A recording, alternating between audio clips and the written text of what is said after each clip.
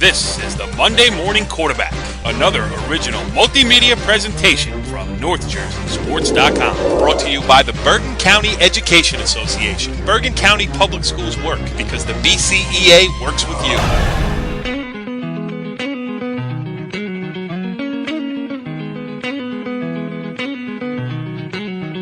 Back on the Monday Morning Quarterback, NorthJerseySports.com's original multimedia series talking all things North Jersey football. This is Season 2, Episode 9, a big one because the playoff brackets, or at least the games required to qualify for a playoff bracket, have been played in just about every circumstance, give or take a few teams that still have to get to that 8 mark, but most of them are in, and we will talk about it here on this edition. I am Corey Doviak, being joined by the usual cast of characters. Brandon Gregory, what's going on, Brand? How you doing, buddy? I'm doing good. Lots of good football out there this weekend. I know you were out watching it, as was our other co-host, Jimmy Avatabile. What's going on, Jimmy? How you doing, Corey? I'm good. I mean, you guys were out and about this weekend. We got a bunch of things coming up for you on this show, including sound from a historic event in Clifton. Hey, Brand, if a football game happens in Clifton and no one is there to see it, did the football game still happen? It definitely did, Corey. You know, it's a beautiful new facility that has put down a new football field, a new track.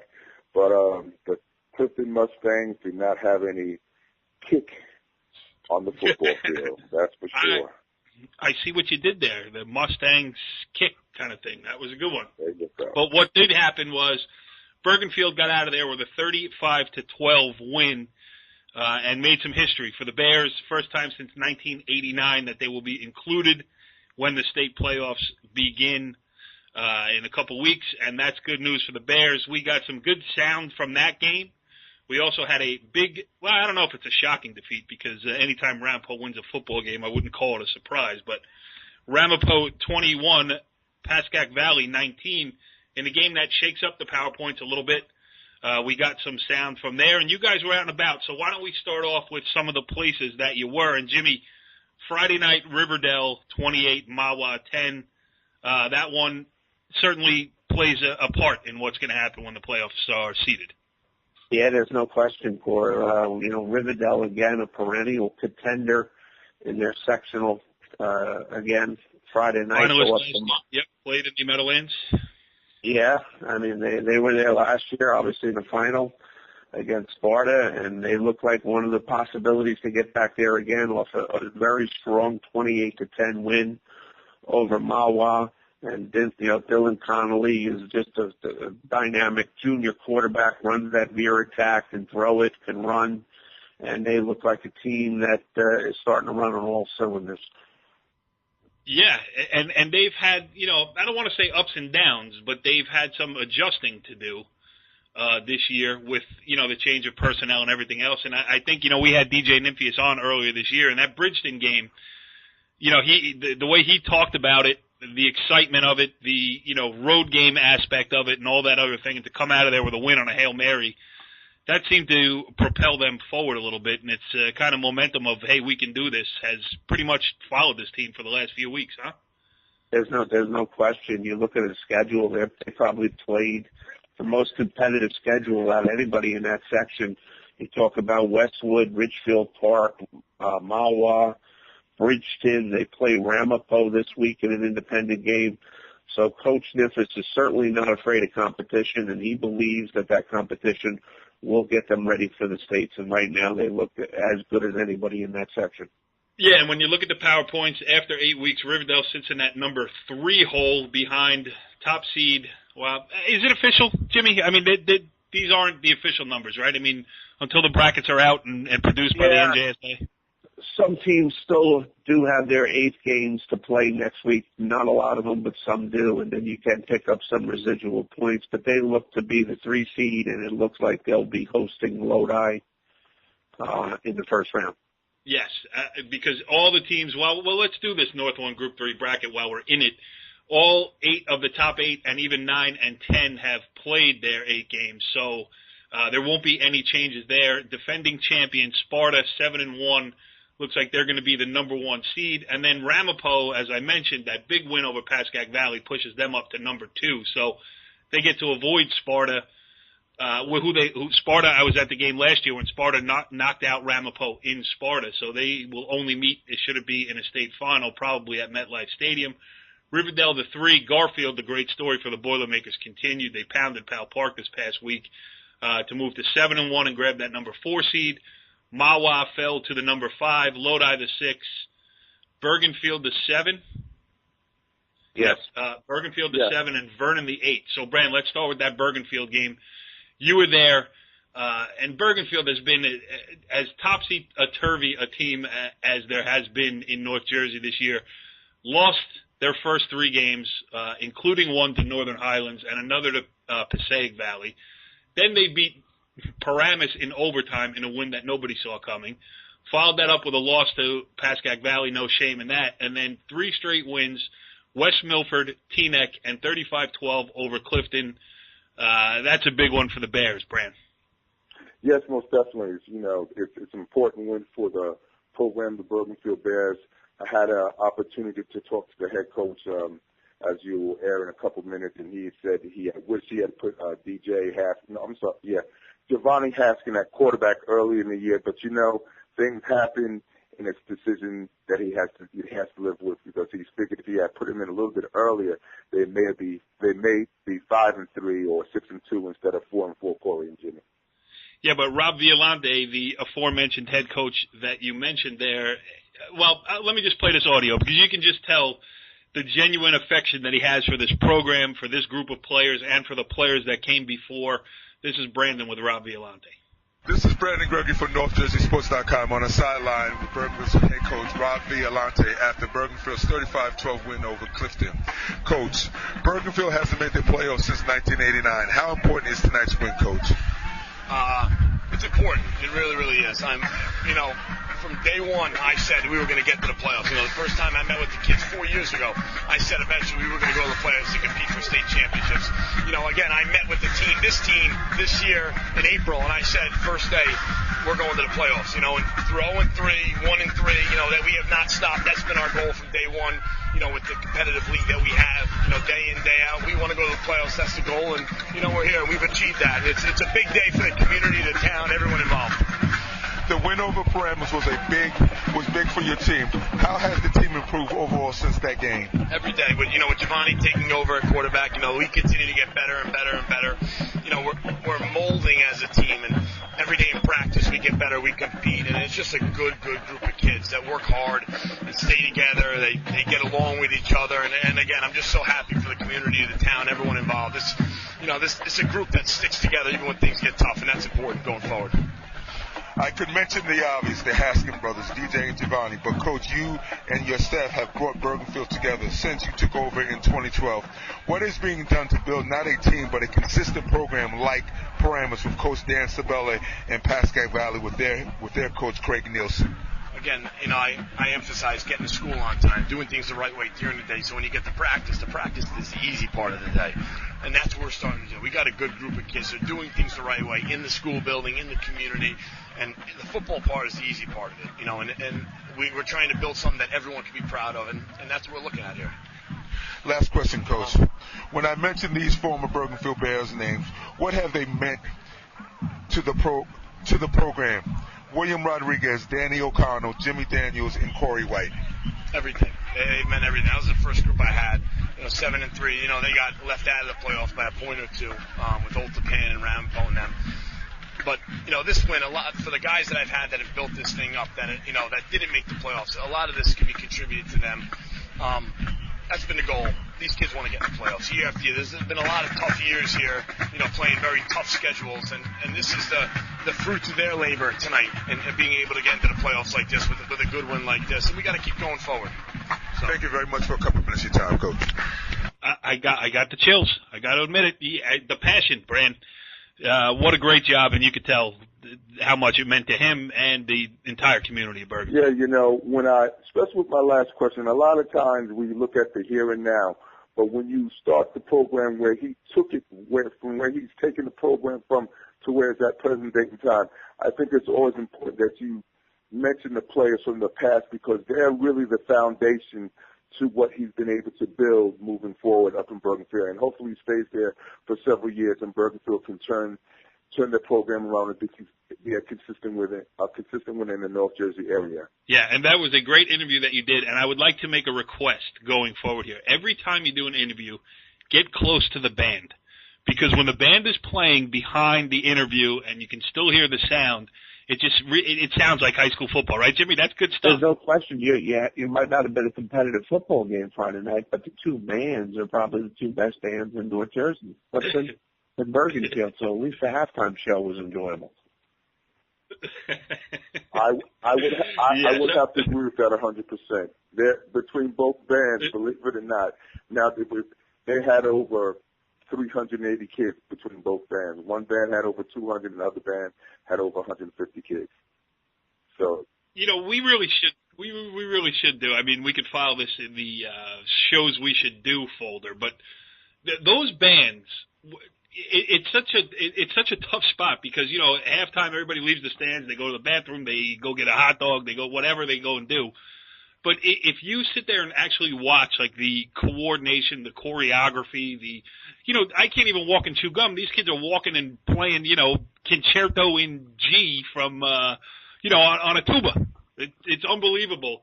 And they definitely don't get enough credit for what they do. But this is a football show, so we're going to stick with it, and we're going to stay in North 1 Group 3 because, as I mentioned earlier, Ramapo with the huge win over Pascack Valley. And, Jimmy, you were there. I don't want to say that Ramapo has flown under the radar the last couple of seasons. I mean, they won a state championship 2 years ago. Last year they made it back and lost to Sparta. But, inside that division, when you got, the Pascack Valleys of the world and the great story that they were last year and continuing on into this year, Ramapo silently going about its business. Yeah, they're certainly undercover. It was a game on Saturday, and we got out there. It stopped raining. Was a little bit disappointed in the crowd. It was a division championship game. Ramapo came out very aggressive, played an outstanding first half, jumped out 21-7 at the half over Pascack Valley. Pascack Valley had some troubles on offense in the first half. Second half, a completely different game. Pascack Valley played with a sense of urgency, made it 21-19 in the fourth quarter, went for two, did not get it. And Ramapo held on. I mean, you can see at times in the game that Ramapo can play with anybody when they execute on offense. All right, so Brian Carr, Jimmy, was also at the game with you at Ramapo Pascack Valley. He brought back some sound. First, he talks to running back / defensive back Matt Giacos. Hey, what was different today? What was different in the game that you guys seem to have a little bit more momentum? Usually Pascack Valley is really tough and very physical. Yeah. What about you guys? It was probably that since we haven't got one of these in a while, we needed a little extra. So this week in practice, the coaches were great getting us fired up. So, they made this one a big deal, and, they challenged us, and I'm glad we sort of stepped up to the challenge. I heard the coaches on the sideline during the game a lot talking about telling the kids, hey, good job, good job. Yeah. Did you hear that out there? Oh, yeah. They were on our side. Right? Your guys, your coaches, yeah. Yeah, exactly. We were just executing well because that's what we practiced all week. It was execute, and that's what we had to do today. One thing, we were lucky the rain held off until now, so it would have been a tougher game, but great game. What's next? Who do you play next week? We have Riverdale next week. Okay, up here? I think we go to there. That's be a good game. Both you guys in Group 3. You never know. You could even play them again in the playoffs. Exactly. So, yeah. So we're just trying to take this momentum along the way, and hopefully we can just keep winning, keep fighting, because that's our mind. We just got to keep fighting. Good. Have a good week of practice. Take care. Thank you. Good luck. Thanks a lot. Thank you. Brian Carr, NorthJerseySports.com, here after Ramapo 21-19 victory over Pascack Valley. I left the end in there because I feel like he was going to almost throw it back to you in the newsroom. So great. He also caught up with Drew Gibbs, and we'll listen to Drew's interview, and he brings up an interesting talking point here that Jimmy, I really want to get your perspective on. So let's hear Brian Carr with Drew Gibbs. Brian Carr here at North Jersey Sports after a big Ramapo Pascack Valley game. Ramapo wins 21-19 here with Coach Gibbs. How was the game, Coach? Well, I'm really proud of our boys. They did a great job. The beginning of every season, we set winning a division championship as one of our 4 goals. And our guys were really excited for this game. Obviously, Pascack Valley is a great football team, and we've had a great rivalry with them over the years. So for us, this is a big win. We win a division. Looks like all 5 teams in our division might qualify for the playoffs, so we think it's a pretty good division. So obviously, I'm really proud of our kids. A little adversity there in the second half. They seem to control the second half on offense. Big drive for you guys there late to kind of control some of the clock, and then they didn't have much time left at the end. Yes. Our offense did just enough to eat up the clock in the fourth quarter. We would like to get on the board, but we did enough to eat up the clock and made it tough on them, and came up with some big defensive plays down the stretch. Good. Stars of the game, what do you got? What do you think? A lot of kids, I'm sure. A lot of kids played great. Justin Yandoli, who's been a part-time player for us on defense this year, part of our linebacker rotation, got his first start of the year and came in and had a great game for us, made some big plays down the stretch, but I thought our whole team played well. I think it was a real team effort. Yeah, great game. Thanks. Good luck the rest of the season, Coach. Thank you. Jimmy, all 5 teams from that division of the Big North qualifying for the playoffs, kind of like the public school SEC. No question. You talk about Ramapo, Pascack Valley, Pascack Valley, Bergenfield, and West Milford. I mean, West Milford's in the playoffs. They're 0-4 in the division, but it just talks about how strong that division is. Ramapo, Pascack Valley, 10-win sectionals in Group 3 and Group 4. So it should be interesting to see how that plays out. For sure. All right, now let's take a trip around some of the other brackets here. Let's go through them one by one, see who sticks out, who surprised us. We won't do picks yet. We'll wait till the matchups are formally announced. But that is something we're going to do later in the year. We're going to before week 1 of the playoffs, we will make sure that we get down on paper who we are choosing, and maybe we'll put a dinner.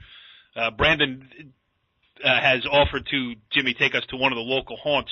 It didn't come off, but maybe that should be the end of the year reward, is that the winner has the other 2 buy him a pop and a burger somewhere. Yeah, that'd be nice. That'd be fun.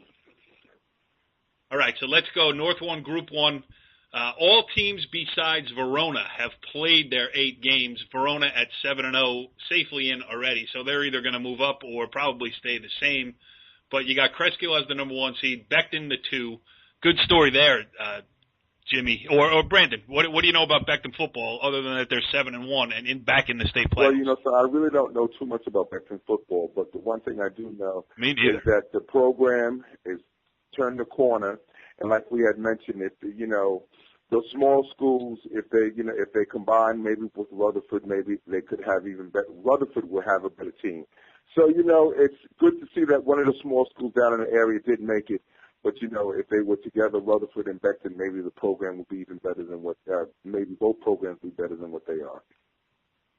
I haven't covered a Becton game in a long time, but I will tell you the last time I did, it was the early 2000s, a brutally cold, snowy. Well, it snowed the night before, but it was so cold that everything had turned to ice against Glen Rock down there on Route 17, wind howling. And I thought I would be smart, and I put a sock around my camera lens because the autofocus freezes at a certain temperature.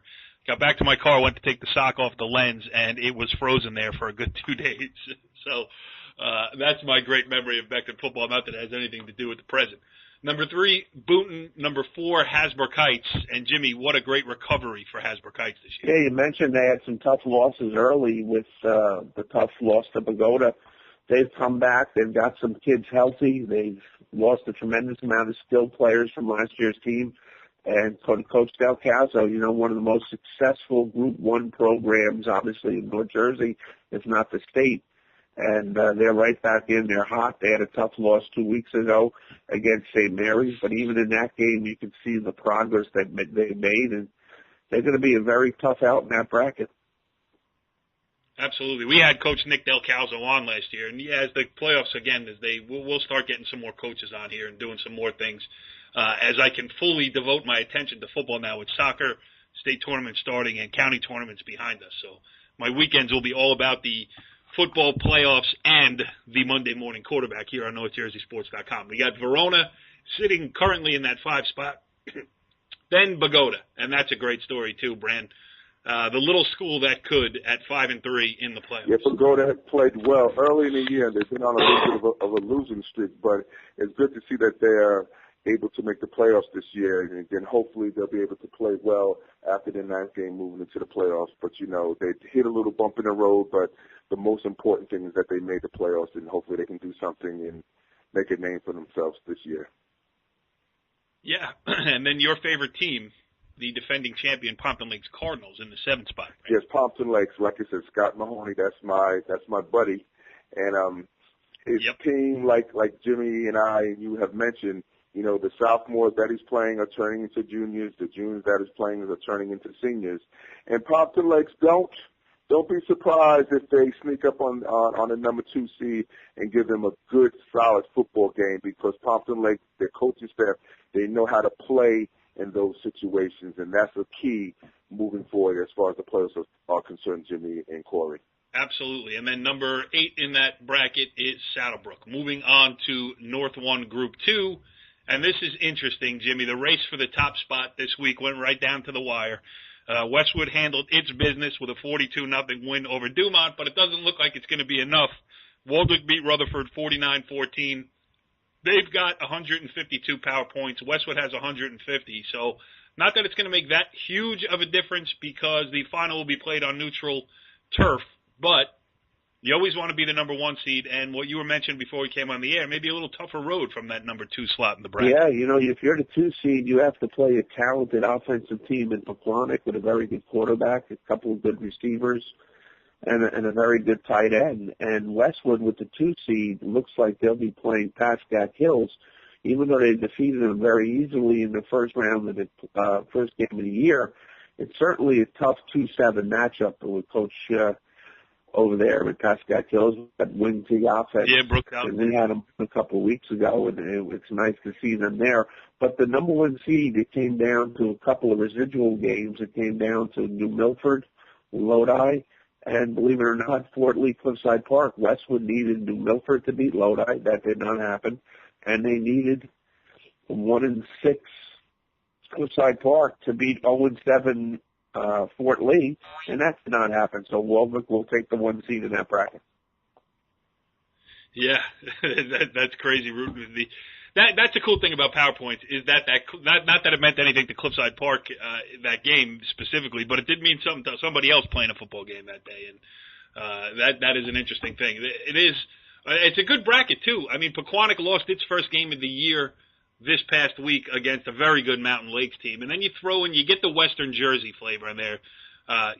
Lenape Valley's in the bracket. They're the number 4, and that could be an interesting semifinal matchup, Waldwick, Lenape Valley. Yeah, Lenape Valley, Coach Smolian out there started the program almost 40 years ago. He just got his 300th win. Crazy.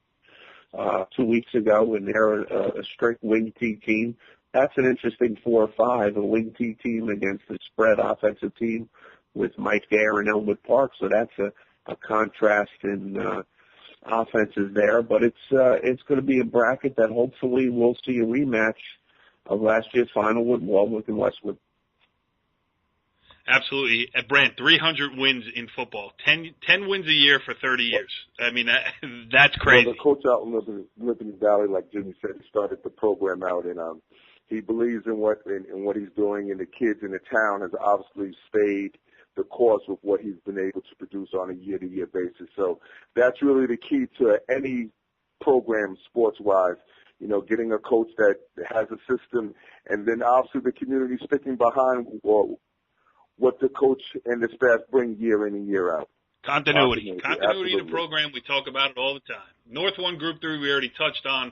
Let's look at North 1 Group 4, and here's where it gets interesting. You got the Roxbury at the top of the list. And, Jimmy, I know you have been a huge Roxbury fan from day one of the season. I think you even made a trip out there earlier on, didn't you? We saw the opening game against Sparta. They were down 21-0 going into the fourth quarter. They somehow found a way to get back in the game. They won it on a field goal with no time left. And they're just a very, very well-coached team. Cosmo LaRusso, who was the coach at Pequannock, who did very well out there. Great coach.